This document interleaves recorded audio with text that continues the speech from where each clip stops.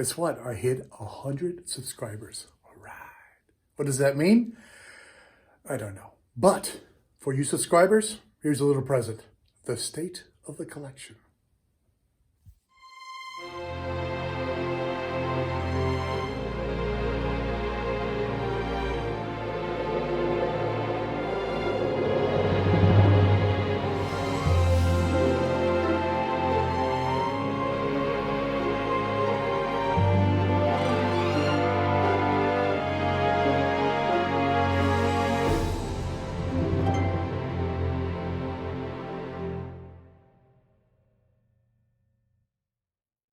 What's up, guys? Okay, well, never done one of these, but I figured why not? You know, I hit over 100 subscribers, and it'd be a nice little gift for you guys to see what type of watches I like to collect, or I've been collecting over the years.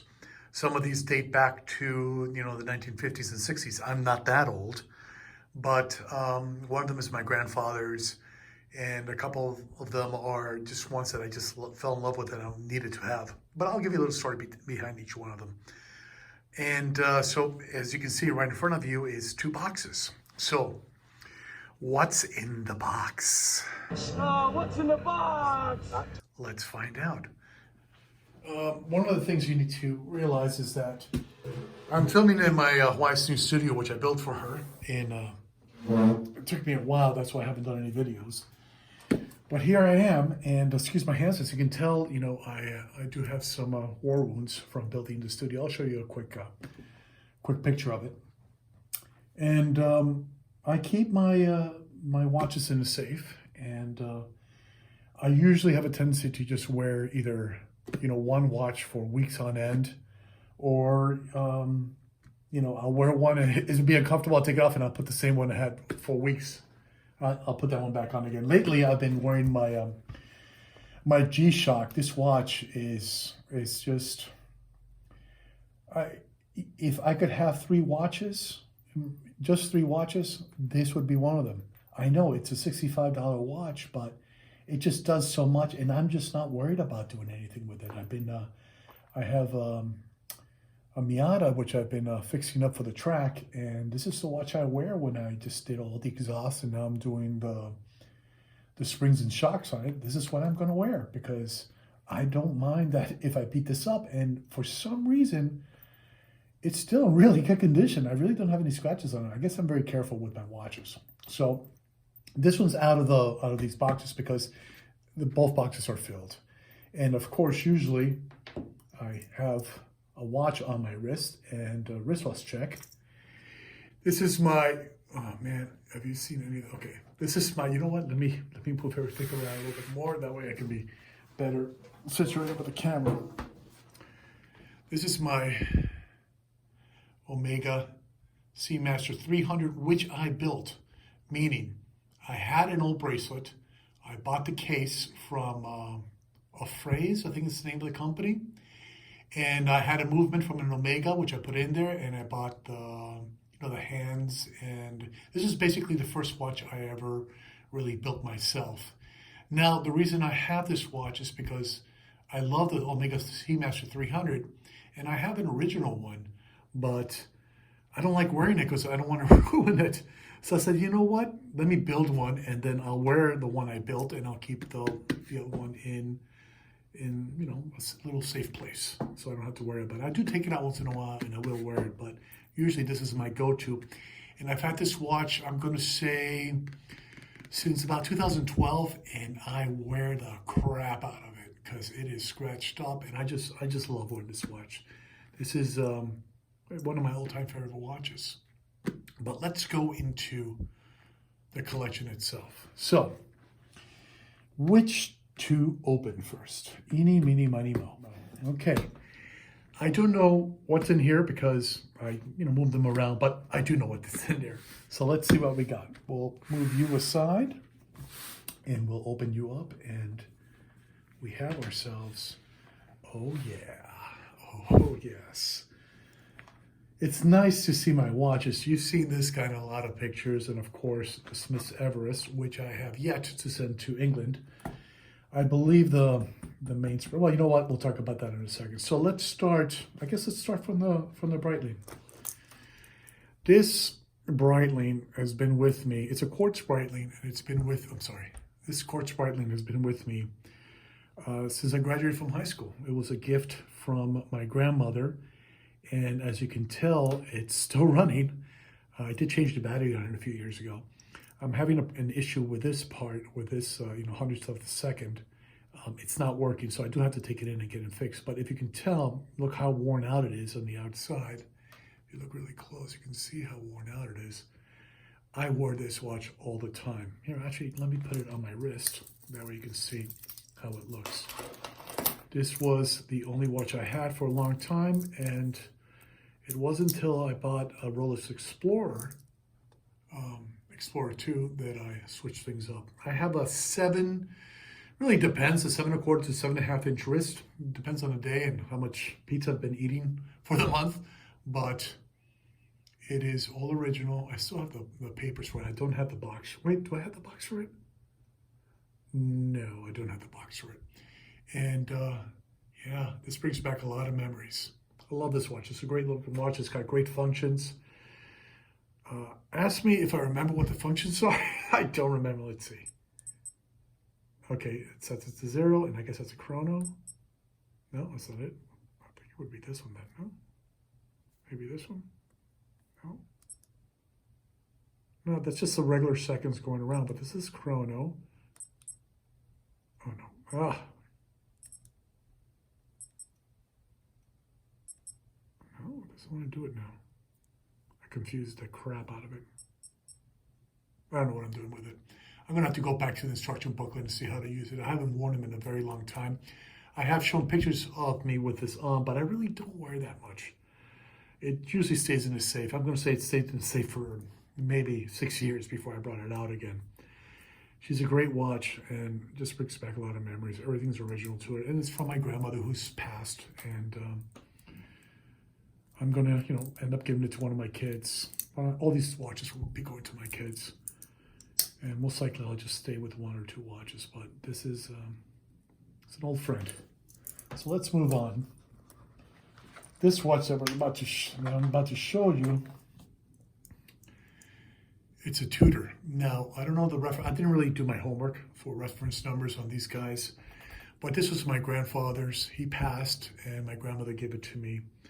I wore it before I graduated from high school, but it was a little too fancy for me, but I would wear it when I would go out to fancy dinners.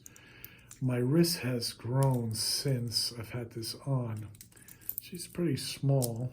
It's a little tight now, but yeah, I used to wear this guy when I used to go to dinners, or actually on dates. I used to wear it. If not, I wouldn't wear anything. Well, I lie. I had a Casio that I would wear that I don't have anymore. But this, it's got a beautiful patina to it.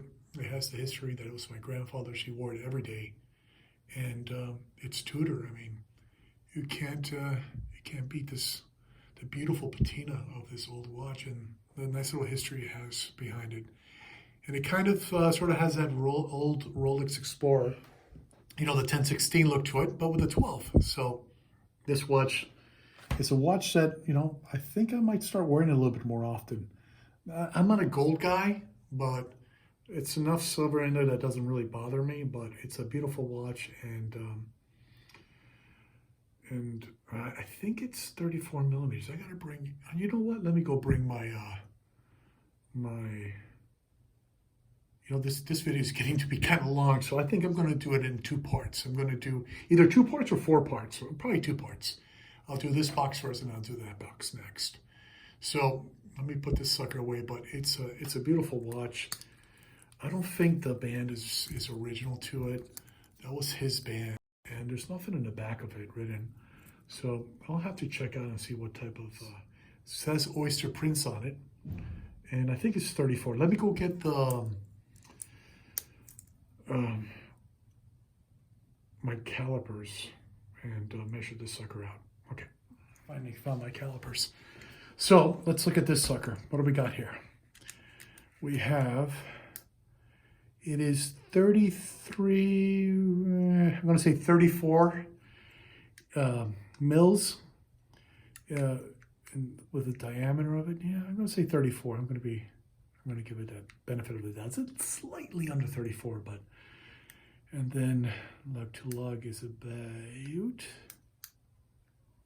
about 40. So, it's 2 millimeters smaller than the Rolex Explorer, the 1016, excuse me. And, but still, it's a great watch. And of course, oh, you know what? That would be a perfect comparison. This guy's 36 mils, which is the Smith's Everest, and here is the Tudor. So you can kind of see it's just slightly smaller, of course, much beefier, but I just love this case. It's just so pretty. So nice and smooth and round. Smith's Everest. Oh boy. Let me tell you something about the Smith's Everest. When I got it, I couldn't take it off. If you look carefully, this bracelet that's on it, let me put it on. Very nice bracelet, right? Yes. Why? Because it comes from my Steinhardt. That's Steinhardt, which has a Jubilee on it now. So, the Smith's Everest bracelet that came with it, it was just, this is a monster. I didn't like it at all. You can tell it's not really color matched on there. You know what? Let me zoom in a little bit here. There you go. It's a little bit better, right? It's not really color matched, but it doesn't really bother me. The problem that I'm having with this watch is I think something's broken inside, most likely the mainspring, because it will not hold a charge. Well, not the mainspring. Sorry, it was how the rotor's connected to the mainspring. I think that broke, and it's not holding a charge. I literally have to wind it, or else in 30 hours it shuts down. So, unfortunately, this guy's going to go back to England to get a repair under warranty. I got to get cracking on that because the warranty will run out soon. I think it's a 2-year warranty, so I should be okay. But if I don't do it now, I'm never, you know how it goes. If you don't do it when you have to do it, then you forget about it. Okay, and of course, one of my favorite watches, the Steinhardt. Ocean's One Vintage GMT. This thing is it's just beautiful. And of course, with the Jubilee bracelet, it makes it. This watch belongs with the Jubilee, period. It doesn't belong with anything else. Just a Jubilee. And you can tell I haven't worn it in a while because it's not running. But a lot of people complain sometimes about the coloring. Indoors, the lume, it's a little too dark. I will have to admit that. But the reality is I always wear this, and you can't, unless you really look at it, you can't really, it doesn't really bother me. And especially outside, you don't really see it. But the tint, or the fading of the red and the blue, it's just perfect. I mean, whoever picked this color, they hit the nail on the head. It's just beautiful. The one thing that I love the most about it is that the same lume is on the numbers on the outside. So it looks like they designed it that way, like designed it to have that color lume instead of the faux antique looking lume. So I really love it. The only thing I dislike about this watch is the side profile. I'm always feeling like I want to bend it because it's so straight. I feel like it needs to go down a little bit more. If it did went down a little bit more, it'd look a little softer, it'd look a lot smoother. It's a great watch. I wish it was bi-directional. It isn't. You just go one way, then you gotta reset it back. But fantastic watch. Definitely a keeper. So far, all these watches I am keeping. I'm not planning on selling anything. Well, nothing from this side. Let's see what we got on the other side. Oh yes. Well, you guys have seen all these watches on my wrist on the Instagram. So let's start with the CWC W10, basically. I think this one they called it W10. Let me see. Sorry, I'm off camera because I'm zoomed in. Let me zoom out just a tad. Okay, this one is 1974. You know what? It doesn't have anything. It just says 141 ST, water resistance, 5 atmospheres. is it, man, I don't have my glasses on, so I think it's C304 in there. I'm not too sure. Doesn't say W10 or anything, but basically it's an homage of, well, actually, a reproduction of the original. It is an automatic, so you, it's an ETA movement in there. And I wear this watch a lot. I really enjoy this watch. It was my beater watch before the G-Shock came along. So lately I haven't been wearing it because I've been wearing my G-Shock. But I enjoy wearing this watch. It fits really, even though it's 36 mils, it fits really nice on the wrist. I just love the cushion case. It's beautiful. Okay, let's go to the next one. You know what? Let's keep it out. Let me show you the Hamilton. Original 1974 Hamilton with the broad arrow on the dial. I purchased this watch when these guys, they couldn't give them away. You can buy them for, 20, 30, 40 bucks. Now they're in the $500. This is a great watch, still works. It's a Hamilton. Oh, listen to that. What a great sound. What a great sound. I love the way it winds. I enjoy wearing this watch. I really do. And I do wear it a lot.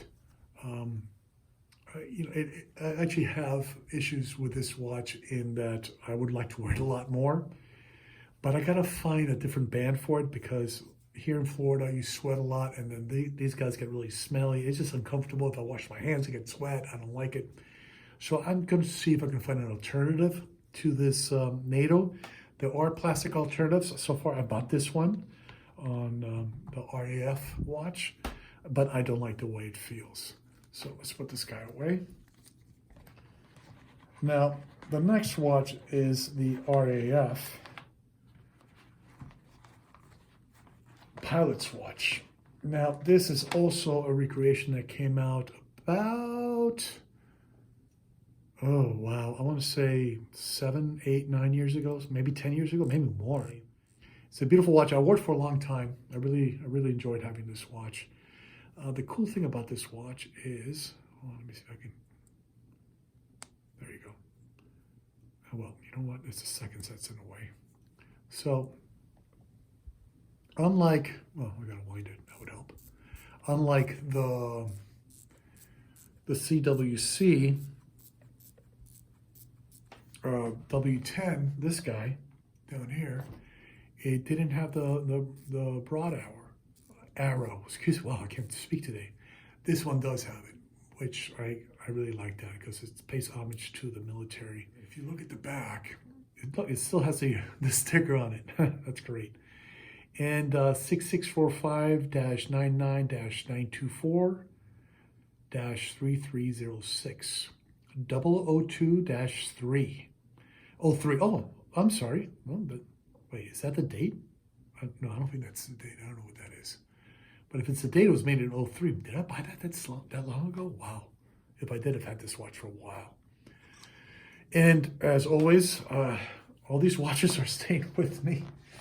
I'm not giving them away, except for giving them to my kids. My youngest, he's really taking a liking to watches, so he's probably going to really enjoy these guys. And of course, I fell in love with the inner triangle. The company Newark is making these watches again. Well, very similar. If you look carefully, this Hillbros, the hands are relatively new. These guys have also jumped up in price, but if you look really carefully, see if I can zoom in. Look at that dial. That is a patina dial, and it is in beautiful shape. It's a shame that the hands are newer, but I'm going to see if I can find one that has the older hands and just replace them, because this watch deserves that. I mean, even the little pip is still there. It's and I think I bought this for like $200 when I bought it, and it's a beautiful watch. I don't really wear it.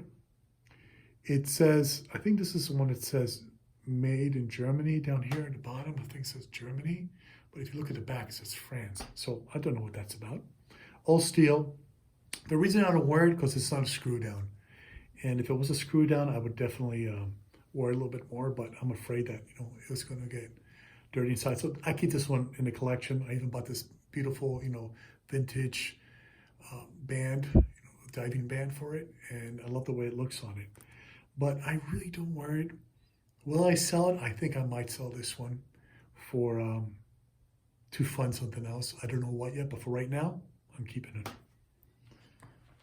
So that's it for the state of the collection box number 1. Stay tuned. Next week, I guess I'll do it. I'll do the state of collection box number 2. So hope you enjoyed it, and until the next watch.